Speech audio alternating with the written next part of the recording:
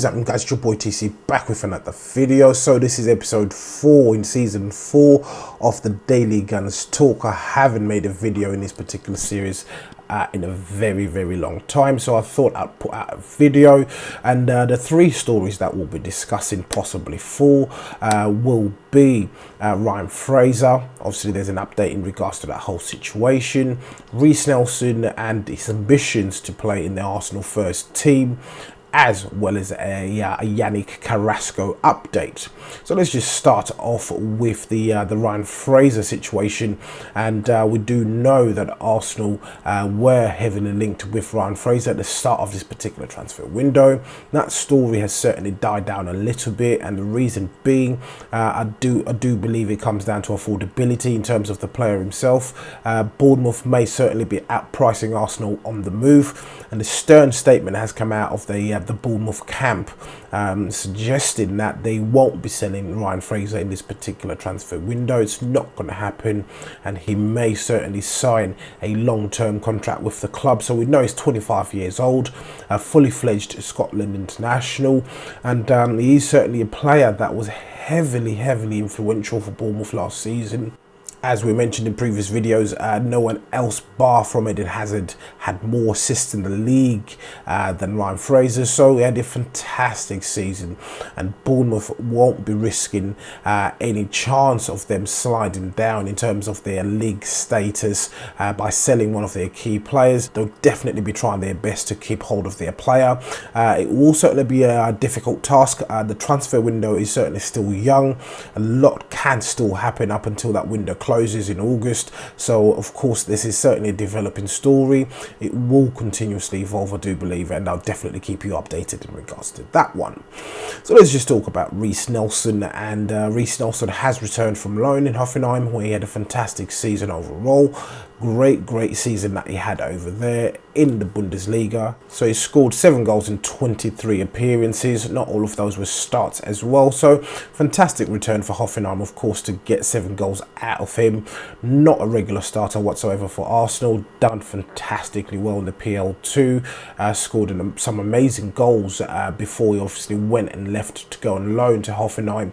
So he's returned, and is currently on England duty for the under 21 Euro Championships, and he obviously has been talking to the press. He was talking to Sky Sports News, and essentially saying he's going to push and try for his best to get back into the first team. As mentioned, he had a good season overall. 7 goals, not a bad return for a young player in a league that he's never played in.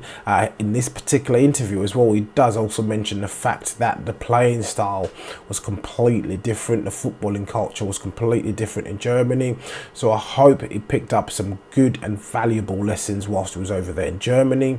But he's eager to impress with Unai Emery. He said he hasn't spoken to him as yet at the time of that particular interview, but very eager to impress with Unai Emery. He's looking forward to the pre-season, and he wants to fight for his first team place. I do believe we should give him a chance personally. It's a youth product.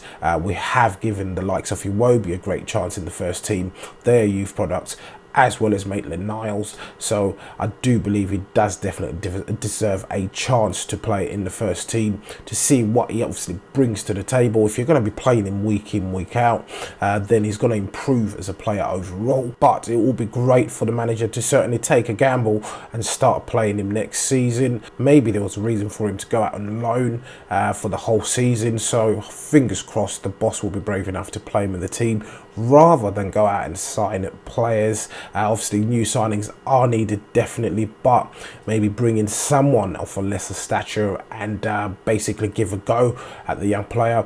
Any other teams will be playing their young kids, so hopefully we can see that happen with Arsenal and Reiss Nelson. So moving forward, and the final story really here would be in regards to Yannick Carrasco, and Yannick Carrasco again heavily linked with Arsenal in this particular transfer window. The fee is now being reported to be about £30 million.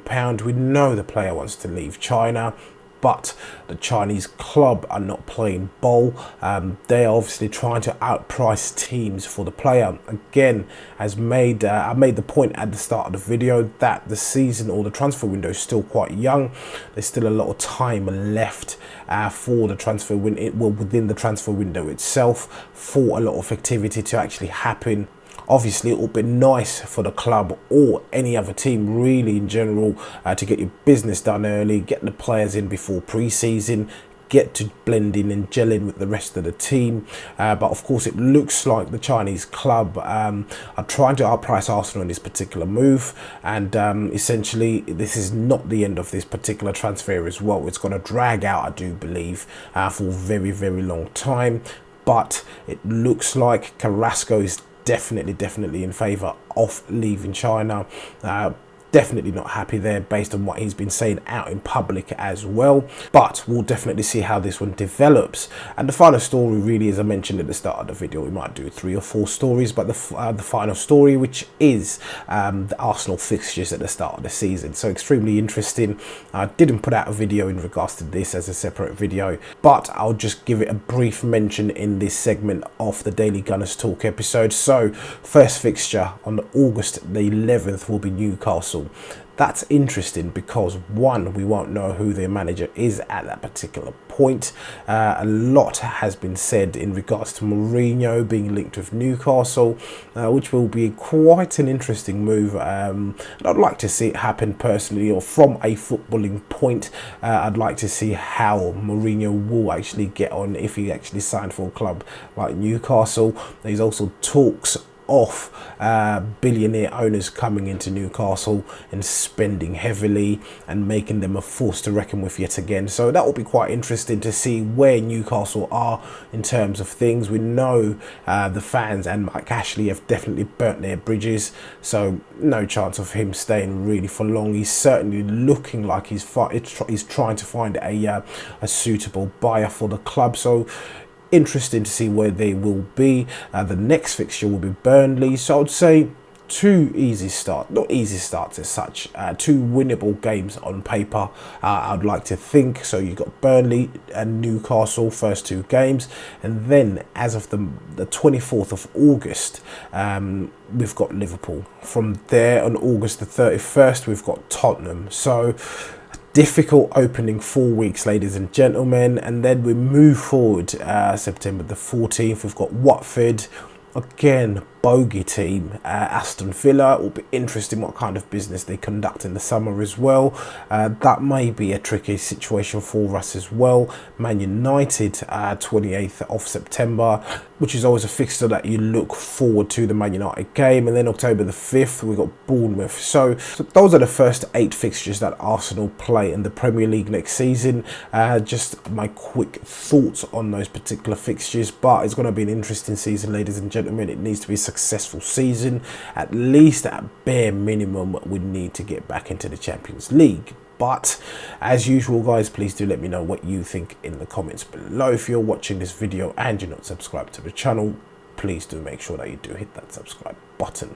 So once again, guys, it's your boy TC from I'm Gonna Talk TV, and I'm out.